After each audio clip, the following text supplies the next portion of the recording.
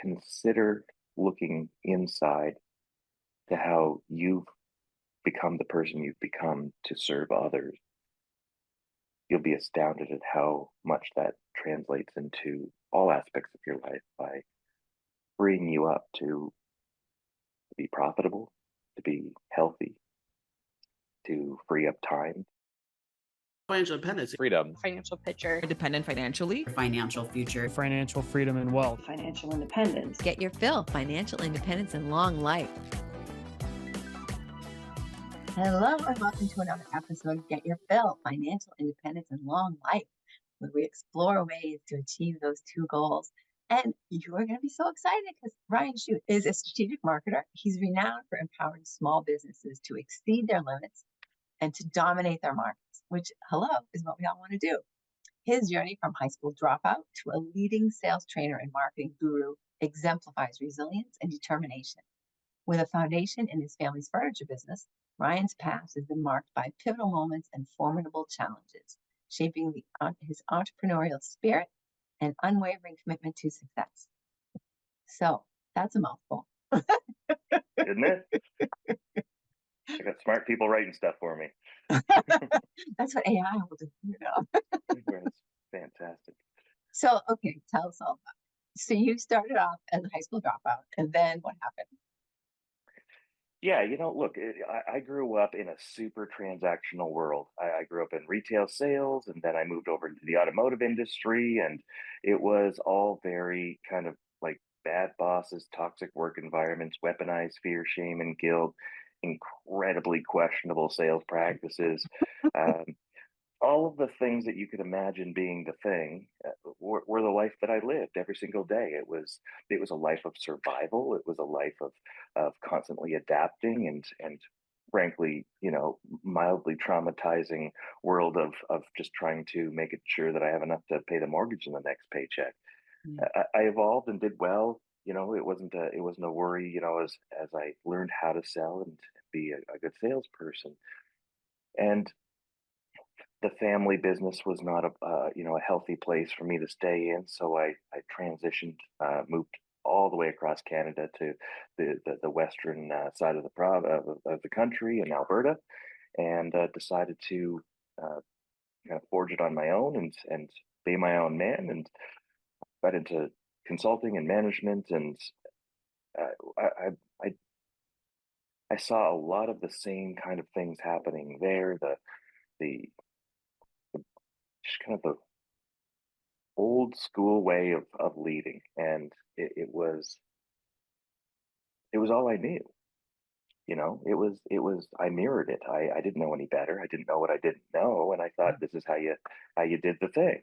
So after being summarily fired, from a position where I thought I'm doing awfully good here. We had just increased business by 40%. Efficiencies were through the roof. Expenses were dramatically affected in a positive way. But I was a goon. I was a heck of a good manager, really good at task, really terrible at leadership. So uh, it was an epiphany. It was a moment, and that was the thing that set me on my course to start figuring out what the heck is good leadership. If this isn't good, then what in the world could possibly be good? And it was a bit of a moment, you know. So I started learning slowly, and over many years, and through many more experiences, got into the auto industry. Had the opportunity to travel all over the world. Got to see 9, 10 countries, 4 continents, uh, train people all over the world on how to sell things, on we built marketing systems for them, and really had quite an adventure, and ended up building an empire for somebody else. A- At the end of 2015, I'm sitting there wondering, why in the world am I doing this for somebody else when I really should be, st- stopping, giving up on my path, right? I was the cog in the wheel, and I wanted to be the wheel.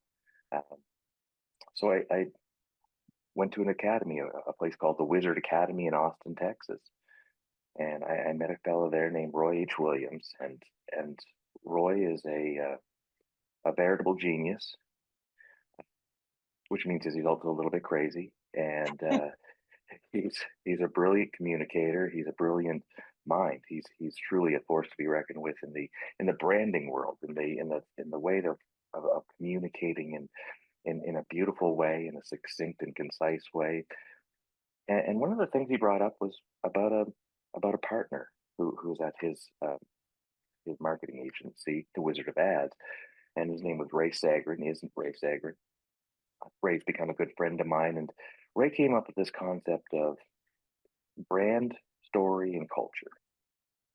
And what it ultimately boils down to is that your brand is your culture and your culture is your brand, because your culture is what informs your buying experience, and your employee experience and buying experience are what inform your brand. They're the stories we tell in the advertising. They're the reasons why somebody would choose your brand over somebody else's when you all Right, sell basically the same thing. right. And that was just a big pop for me. And I was like, yeah, no, I need to be a part of this. So by 2017, I became a partner and started down the path of home services and professional services, working with some retailers as well, some manufacturers, and really just exploring this in an extraordinarily deep way. And what I came to learn was that it really all comes down to the same constituent parts, whether you're advertising, you're selling, whether you're trying to influence your kid or your wife. It all ends up being communication. And I really had the opportunity to figure out how to make it simple for selfishly myself, and then ultimately uh, the companies I serve. Because if we can get ourselves out of our own way, Yeah, we everything can else grow will our be businesses.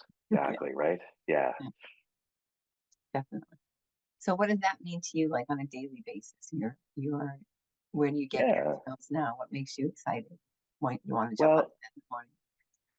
what's getting me out of bed every morning these days is the opportunity to really explore the reasons behind the questions behind the questions, the reasons why we do things the way we do things, and why we approach things or see things or feel things or act in a certain way towards our employees, towards our customers, and how that informs our advertising. Because my core business is that we sell marketing. We sell marketing strategy. We write creative. We buy media for TV, radio, and whatnot.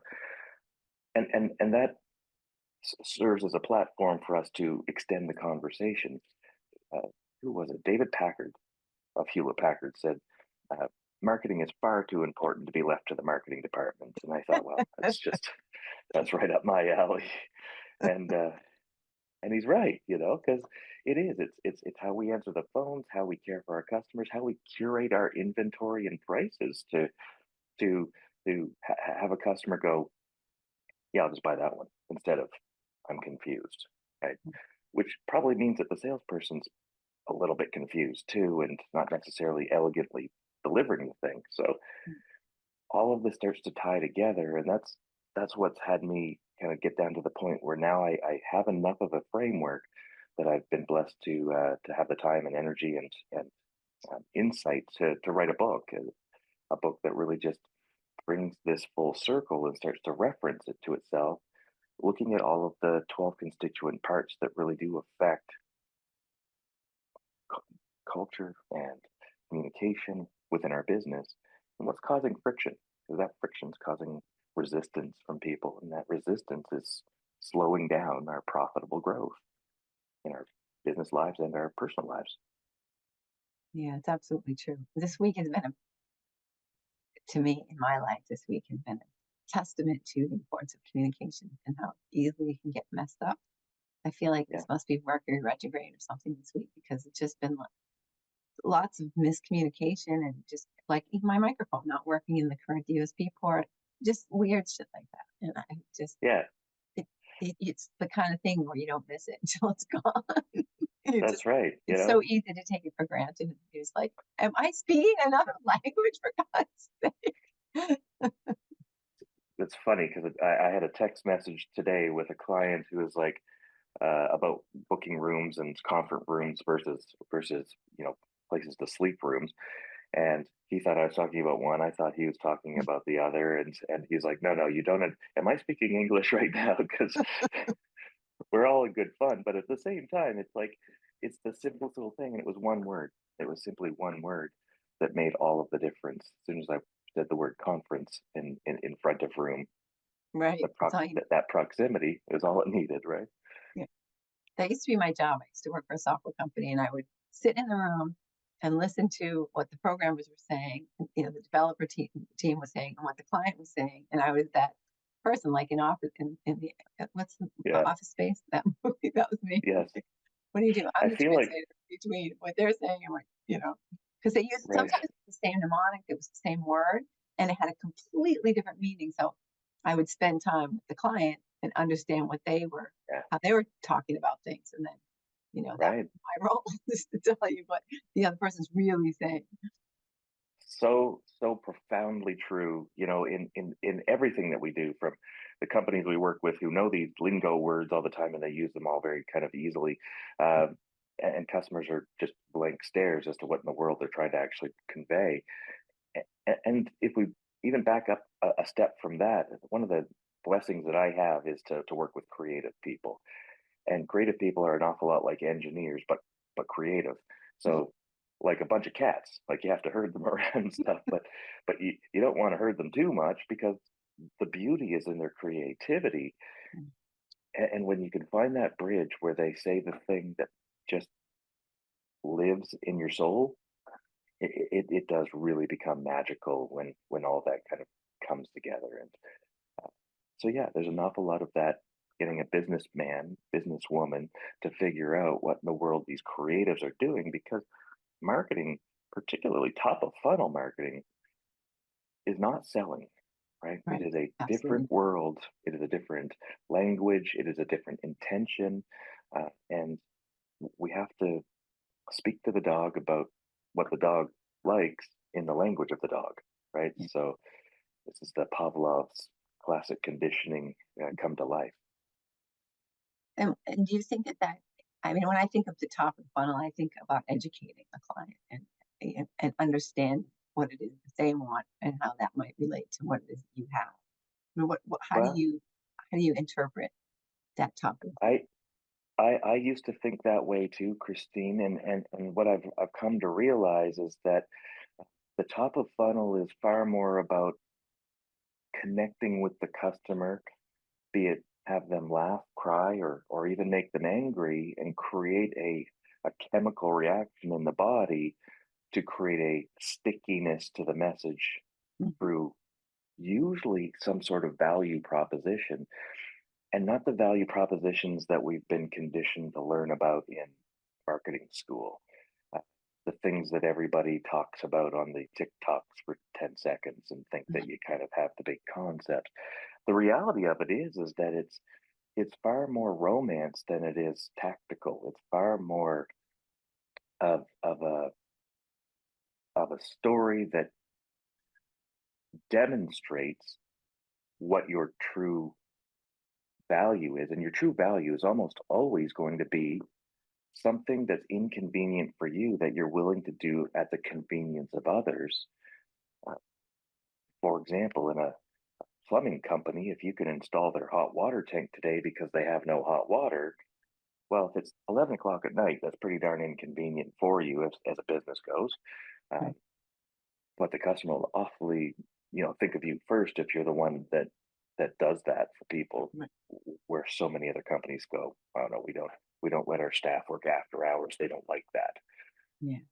I do appreciate that they don't like that, but I also appreciate that we can't control when hot water tanks break, and Yeah. we're in the service industry. Yeah. Absolutely. So how do you go about that when you're working with a new client and you're helping them to create that top of the funnel experience for their clients? How do you Well, help them to you know, craft that? there's two really big things that help us do that. One is, imagine that you have a milk crate, those old fashioned, like you put all the milk in it. You, college students for years have been using them as the foundations for their mattresses, uh, that and some plywood, flag on the window, and you fill that milk crate full of tennis balls. right? And all of those tennis balls are equally valuable in different ways, and we all want to throw all of the tennis balls at all of our customers all at once. The problem is, of course, that you don't catch any of them, right? But if we were to take just one tennis ball out of that whole mix, the one that the customers love the most, this is the best tennis ball, it bounces the best, it looks the best, it smells kind of nice, like whatever this tennis ball is to that client that you have, right? And all we did was we threw that one tennis ball at the customer very intentionally over and over and over again. They're going to catch our tennis ball, right? But if we try to throw all of them, we're just not going to do it. So we want to focus on the one big thing. We want to focus on the thing that that represents what you stand for in a whole bunch of ways, and then tell a bunch of fun little stories that make a person laugh or cry or heck even make them angry, and keep tugging on that emotional string so that we keep on building up a big old piece of inventory or real estate in the chemical area of the customer's brain. So that's a really big part of it is really just figuring out what the one big thing is and what actually matters to people, because it's easier for a person to remember you for one big thing than it is for them to remember you for 10 little things. And then we have to figure out how we can operationally deliver on that consistently in an efficient way that's going to make it easier for the sellers to sell and easier for the buyers to buy. And when we figure that out, we're able to wrap a message around that story because now we've got a really potent story. Can you think of a good example that you can reveal without being, you know, without revealing something personal about one of your clients? Like just an Oh, example that we can kind of grab onto. there are so many great examples. Um, One of our clients at Wizard of Ads, certainly not my client. I've never had any personal engagement with them and done any work for them, but one that's very public and uh, uh, outward facing, so that we can talk about it, is 1-800 Got Junk. Now, 1-800 Got Junk. The brilliance of that campaign was uh, just point and smile. So in their most recent ad, they have this lady who receives the owner of the company. Of course, he's just playing a guy on TV, and two guys behind him, people they call the Toms. The Toms are the guys who are strong and burly and pick things up. And they show up this lady's house, and they say, "We're here to pick up your thing." And the lady goes, "Oh, that's great. Thank you very much." And then, "Oh, and if there's anything else, we'd be happy to pick up that too. You just point and smile."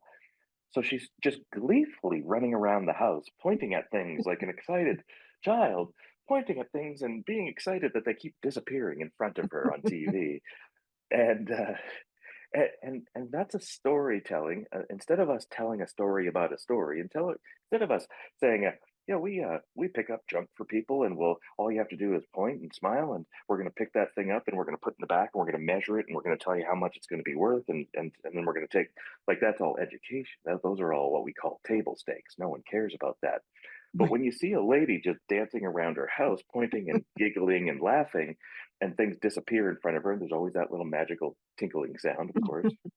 Magic is magic. It has to have a tinkling sound, All right. right? It tells the story. So we become the story. Now, Brian, the owner of the company, an outstandingly, hugely monstrous company, who's on this television ad, being the person who is being the story, is exactly what we encourage for our clients. Now, some of our clients go on the air and some of them don't. That's not what's important. What's important is that we find the method of storytelling that we're going to tell and tell the story instead of telling a story about the story. And that's where the true power of this comes from, in the most simple of senses, from a marketing standpoint. Now, how does that translate into sales and how you act with your employees? Well, now we start getting into many layers deep of things that are both subconscious and conscious that can do the exact same thing. And frankly, simplify things, because leaders are people too, and they need coping mechanisms. And I know it's weird, right? It's like Soylent Green. You remember the movie Soylent Green? It's like they're made of people. Yeah. Guess what? The boss is a person too. I'm a person. Yeah, strangely enough, as I've discovered over the years. And you start to kind of give yourself a little bit of a break and realize it's okay to be a person.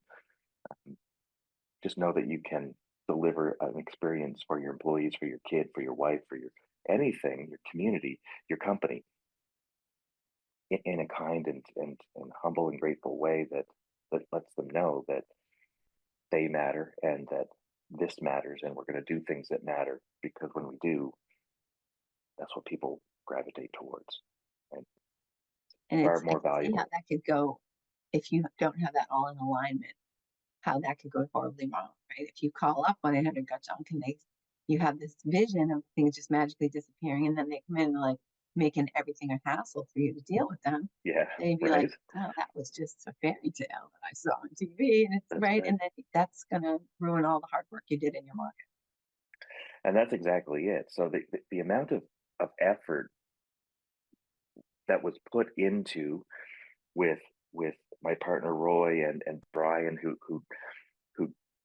spoke about this in depth and really deeply understood what it is that matters before, during, and after sale to deliver convenience was painfully designed operationally to be able to have that incredibly seamless experience. As we all know, sophistication is very hard to do, right? It's to make something simple and elegant takes a lot of effort, right?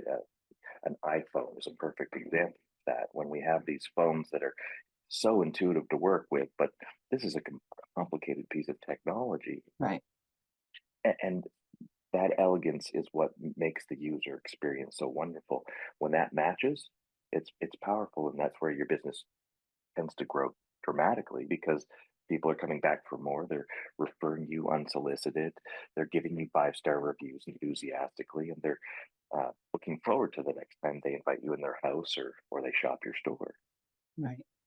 Now, for a small business, just to kind of bring this onto the level where a lot of our listeners are, Yeah, how can they, is it without hiring an agency, which doesn't mean they shouldn't be talking to you. I'm not trying to say that, but a lot of people when they're just getting started, and I feel like that's the time to start and to be intentional about how you want your customer experience to look. yeah, yeah. What are some? Do you have any like ideas or tips or thoughts on how you can sort of realize and recognize what you want your clients to experience and make sure that you're incorporating that in every aspect of your business? Absolutely. That's one of the exciting things about the book. The first section of that book is about what we call mastering motivation, and in that we talk about the section around empowerment, and it's not just empowerment of your employees, but the empowerment of yourself and the empowerment of the brand itself. Hmm. In so much as we have a vision. And my vision was very small for a lot of years without ever knowing it was small. It felt really big to me, Yeah. right? And then I realized I'm thinking small and realized how big this could actually be and how significant it could be. So being critical of your vision and being the biggest version of yourself you can be, because you want your vision to be able to fit all of your people's visions as well, your customers' visions of you, your employees' visions of you, your shareholders and stakeholders. They all have a vision. How can you fit them all in so that they achieve their vision too? Right. But you came into this as a business owner with an intention. Now, I have a short but wonderful military career. And in that military mindset, I think of commander's intent, rules of Mhm. engagement, and what a mission actually is. Well, a mission isn't an external thing. A mission is an internal thing. We're going to take that hill. We're going to do this thing. It's operational, tactical, and in the moment, it's a specific thing within a grander scheme of things, a campaign, a war. Right. Ultimately that's true to the business owner as well. They have this vision of how they want things to go. And what the Germans learned when they were fighting Napoleon was that they had to give up the autocratic systemized solution based jamming two armies into each other and wondering how many people are going to be left over at the end, to letting their armies be flexible enough to adjust. Just like Mike Tyson says, everyone's got a plan until you get punched in the face. Well, In the military, they say something very similar. Yeah. Everything goes to No plan plan, right up no until plan first survives contact. first contact with the enemy. Bingo, bingo. So this is true, and when we give our leaders, because everybody in our business is a leader, our wife is a leader, our kid is a leader, our teachers, our ministers, our staff, us, we're all leaders. When we start to think of it this way and let them lead, I was just listening to Jocko Willnick the other day, and he goes, "The most important thing on the battlefield is leadership. Everyone is the boss. We need to empower them. How do we do that? By giving them a clear understanding of our intent. Well, what was my intent as a business owner when I first started my business? Write that down. Yeah. I'll give you three super simple buckets to put it in because I studied thousands of them and I went, wow, these all fit into one of these three buckets. Bucket number one is helping people win. What's your definition of helping people win? Now, bucket number two is trustworthiness. What is your definition of trustworthiness? Now, I'm not looking for the fake, not fake, but superficial words that attach to it, like honesty and integrity and all those things that are obviously the case. Yeah. I'm asking, what actions and incidents and situations would you be in which you would demonstrate your trustworthiness? And then the third one is living gratefully. And I never thought that gratitude was ever going to be a part of this thing, but when I started visiting all of the different themes and in the way that they all kind of correlated and drew into one of these three buckets, I realized how profoundly important gratitude was to the whole mix of things. It feeds our humility. It unburdens us from ego. It gives us a path, a virtuous path to follow. It's representative of our identity, of what we want to be in life and how we want to provide and serve in life. And it became just such a deeply important component to these three. And I've tested this from 6 ways from Wednesday, and I can't find any more than three. I certainly welcome anyone to suggest adding any more in, but I feel like most everything will fit into those three buckets to serve us well. And those are the buckets that new entrepreneurs that have no money, that are on bootstrap, that are just thinking about how they're going to live and deliver their business and live their dream and deliver on their dream and how they're going to serve their employees and their customers. Just think about that. Just those simple three buckets and just keep filling those buckets with all of the things that matter. And it boils down to one kind of backfilling statement. And it's that your beliefs are absolutely worthless. And that's an awfully cheeky thing for a person that who just met that to say. So I appreciate how cheeky I'm being right now. But I was having a conversation with one of my other partners, Manly Miller and Roy. We were all going out to dinner. He goes, Ryan, your beliefs are worthless. I'm like, oh, okay, shots fired. We're getting up into this early. Where are we going with this, Manly? And he goes, well, think about it. Your beliefs are conveniently interchangeable. I can believe that justice and mercy are both validly true. It really just depends on which side of the table you're sitting on and what the circumstance is handing you. He goes, but what happens when the accused murderer gets murdered by the victim's family? Now, which one's true, right? I'm just going to switch sides and go, no, now I want mercy because that guy deserved it, right? So these are the things that are conveniently interchangeable in life. And of course, taking a very dramatic example to make a point about the true value of beliefs is that they're equally sometimes the opposite of a profound truth is an equally profound truth, and circumstance is what dictates what you're going to get out of the situation and what you're going to deliver. Value, on the other hand, value is the thing that you do when it's inconvenient, usually to you, at the convenience of somebody else. For example, if the victim's family said, we want mercy, that's a big deal, right? And vice versa, if the accused murderer says, "I want justice," right? I did deserve this. I did the thing, and I deserve everything I get. These are the things that people make movies out of and write books about. These are the things that we so deeply enjoy because they're philosophical in nature, but they're also the thing where, ooh, what would you do in this Yeah. situation? Well, let's think about our small business or our medium sized business or our giant business.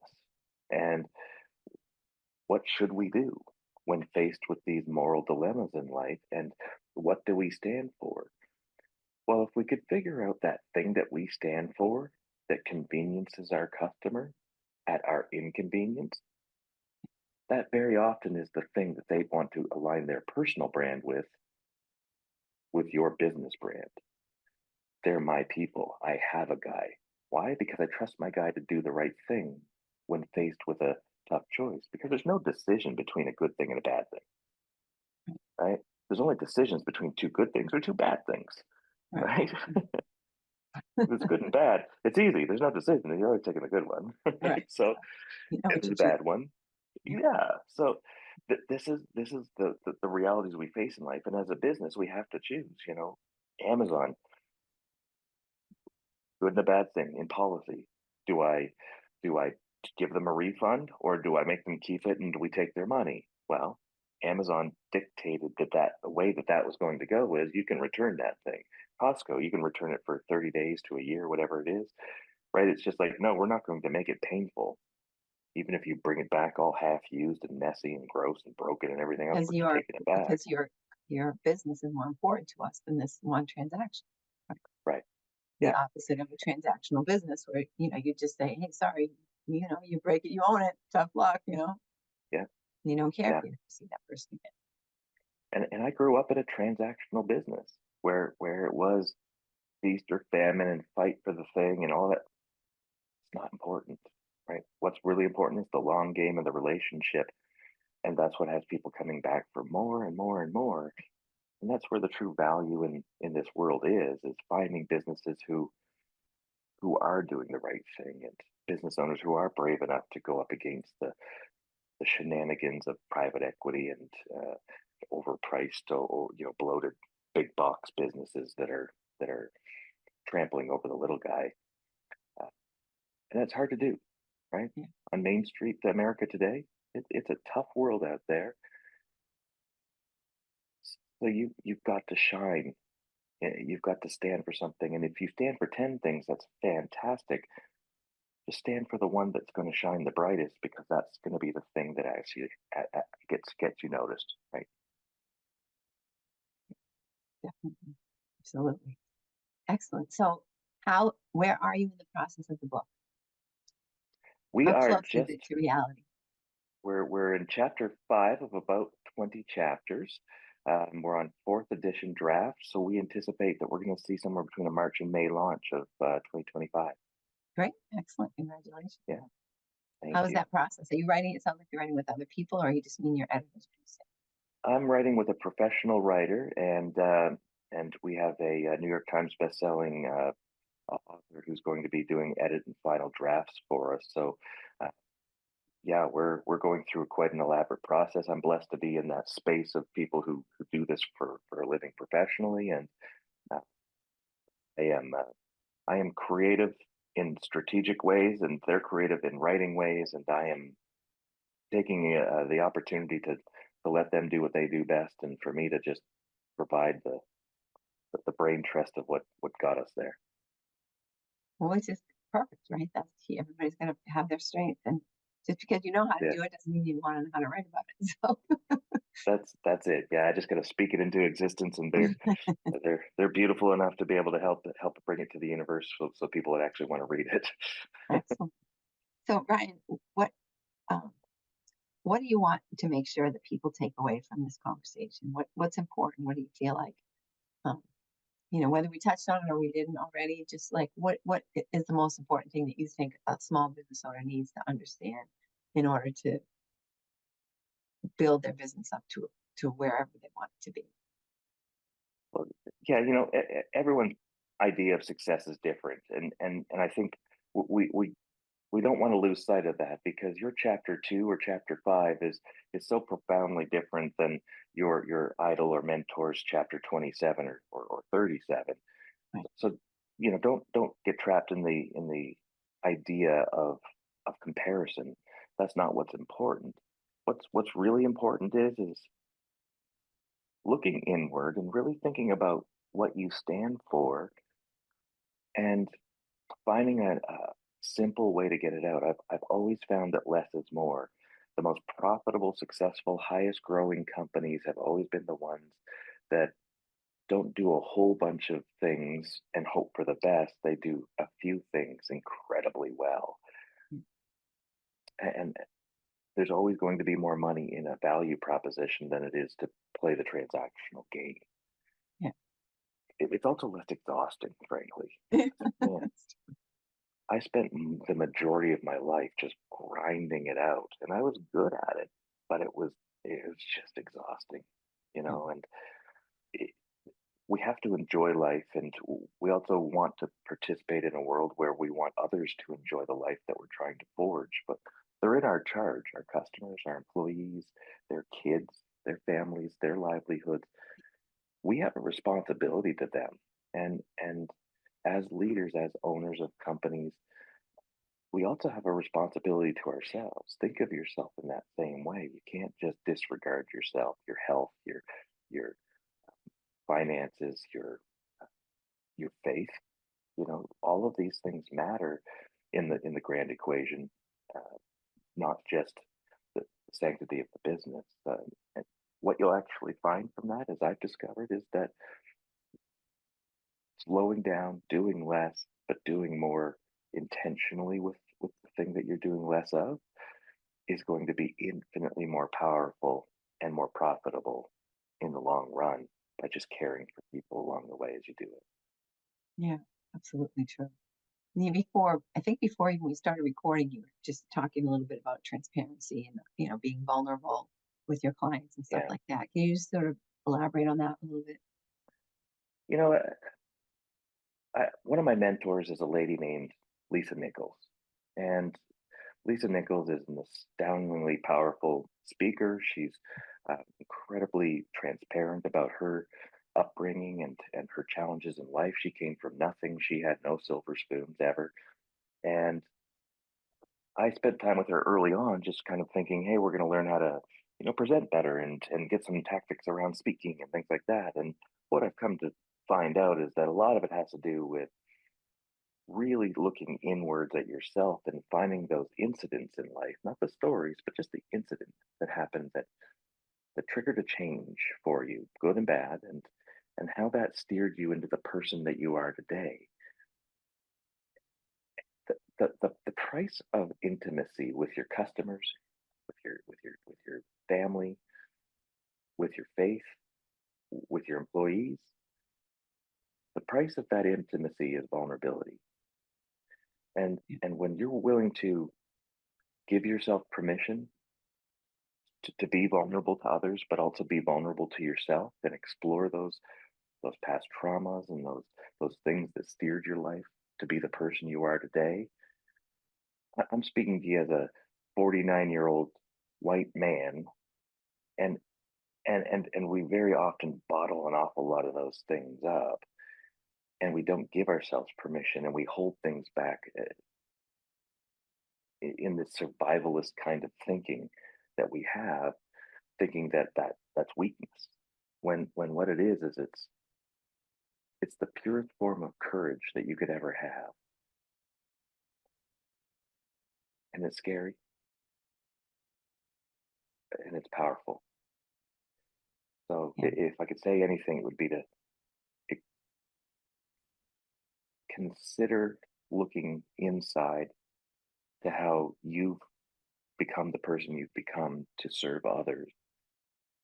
You'll be astounded at how much that translates into all aspects of your life by freeing you up to be profitable, to be healthy, to free up time to pay attention to the things that matter most in your life, different for different people, but people are looking for that, right? When people see vulnerability as a customer, for example, when they see that vulnerability, when they see you admitting a mistake and how you handled it in an elegant way, not bragging, arrogant, egotistical kind of way, but in a like calling yourself out kind of way, and in a gentle way. You get to control the story. But that exposure of flaws, that's why you love your family, Christine. That's why you love the friends that you have. It's because you know who they are, and you're still there, right? Yeah. Unconditional love isn't about loving a person without condition. It's unconditional love is loving you and not putting the condition of boundaries and limitations on it. We love you anyway, even when you're ugly. We we all have an ugly sometimes, We sure do. right? Awesome. Thanks, Ryan. This has been super. Is there anything that I didn't ask you that you would like to answer or anything that we missed? I don't know a whole bunch about who listens to your podcast, Christine, and I'm always interested in um, why this matters and how this fits to those listeners, right? And that I would suspect that you have a lot of people on very different journeys in their life. What's going on in their world that has them thinking about their businesses and their lives and their finances in different ways? Yeah, a lot of the folks who listen are people who are either small business owners, like entrepreneurs, or Mm. they are what I call entrepreneurs. They're ready to, they're just itching to go and either turn their side hustle into the whole thing or just leave their job and do something new and exciting. So that's why I ask questions about, a new business really just starting out, how they can set themselves Yeah, up in the right direction. Because you're right, there's such a temptation to say, okay, I'm going to be all things to all people, and I help everybody with everything. Don't worry, I can, right? And you realize you don't necessarily realize at the beginning because you're so afraid of saying no to someone that yeah, how can I refer you? I can't just tell everybody about you, right? I have to, if you say, oh, I can help, you know, 49-year-old white men to do this, like with beards. Like all I do is I serve, like, and then you're like, oh my God, I just met this, 49-year-old white guy with a beard here. You need to talk to Chris. Like, it's just totally different. yeah, As far as when people are like thinking about, well, like when are you going to pop into the mind? That the more specific that avatar can be, and people, it's hard when you first start because you think, oh, I just really don't want to say no to anybody. I really need all the money I can get, right? I need all the clients I can get. But yeah. actually, when you start off in that way, sometimes it's the road to ruin. And that's why I said when you're just getting started, what kind of things do you need to think about, keep in mind? There's so many things that crop up as you say this, Christine, and it just tickles my fancy so much here. I'm just tickled pink right now. And it you have to choose who to lose. You have to choose who you're going to speak to, because when you speak to everyone, you speak to no one. It makes me think of my friend Raji, and this is a very wallflower, mousy young lady who is probably one of the biggest, most beautiful souls that you'll ever meet once you get past her softness. And she and I were talking, and she said, "Who's your audience?" She goes, "Everyone. I want to help everyone." And I said, "That's why you're awesome, frankly, Raji. But who would you connect with if you were to connect with anyone?" Well, she's an Indian woman. She's moved to America, and she wants to help people know that very often that tough path that she followed, that there's a light at the end of the tunnel, and it is going to get better. And it is hard because there's this huge cultural divide. There's this massive cultural shift in mindset and life, and what to expect and how to deal with it. And I said, Raji, there's 500 million women who need to hear your message.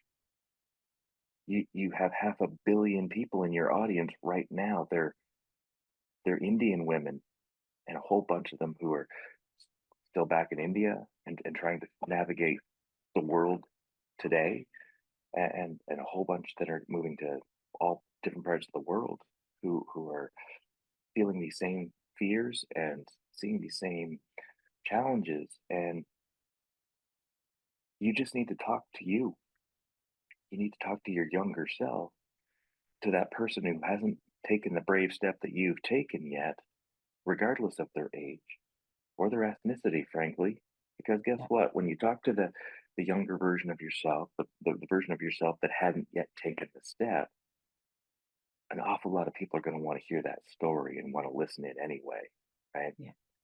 So you'll get all the people that you can possibly get, the people who are ready for the teacher to step into their life by just saying one thing, and that's your story and touching their souls. If you just touch one soul, you've made all the difference in this world that you need to make Yeah.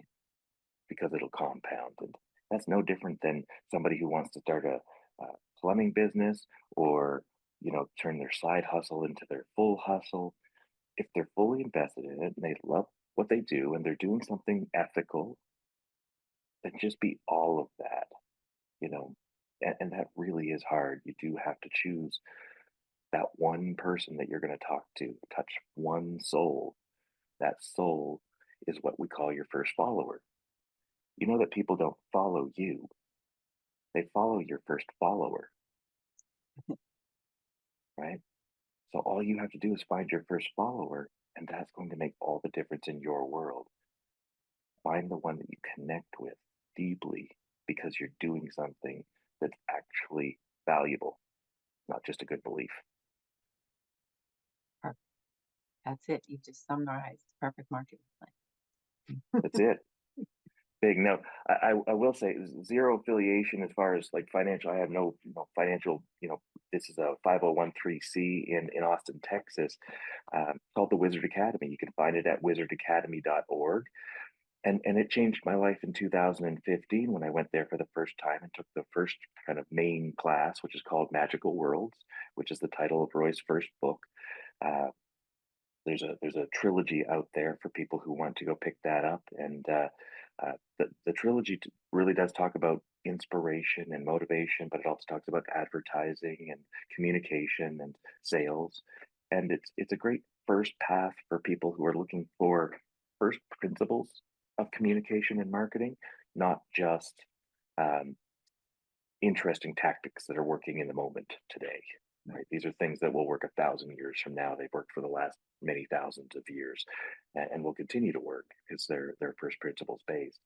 Uh, and the class is a wonderful way to very affordably start learning about how to forge these paths yourself and get into it. And I'm always more than happy to help anyone who's got the right heart and the right intention to serve them at whatever level. We're deep believers in full price or free, um, and it's always free for people who aren't there yet. And because look, you find people who believe in the same things and believe in a virtuous, honor driven path. Those are our people, and ultimately they step into our world, and we're there to serve them. That's our job as leaders. It's if at some point in time there happens to be an opportunity to exchange and go deep and participate at a different level, so be it. But those things arise, right? We don't worry about those things. It's a blessing that we do have to be able to help everyone that wants to be helped and step into that gravity well. Awesome. Awesome. So, Ryan, how can people reach you who want to take the conversation further?